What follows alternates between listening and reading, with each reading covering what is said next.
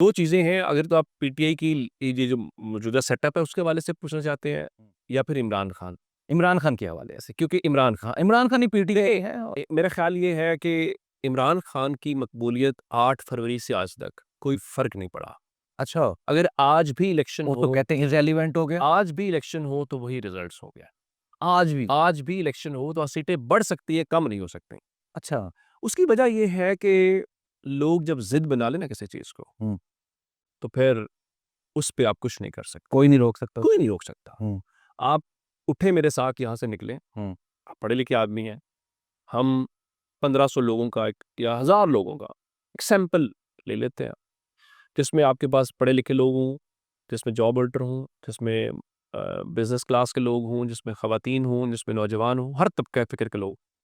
आप उन 1000 लोगों से पूछें कि आपने 8 फरवरी को जिसको वोट दिया था, क्या आप आज इलेक्शन हो जाए या परसों हो जाए या अगले साल फरवरी को हो जाए, ठीक है। किसको वोट करेंगे? तो मेरा ख़्याल है ग्राउंड के आप तो ग्राउंड में रहते हैं। वही रिज़ल्ट होगा।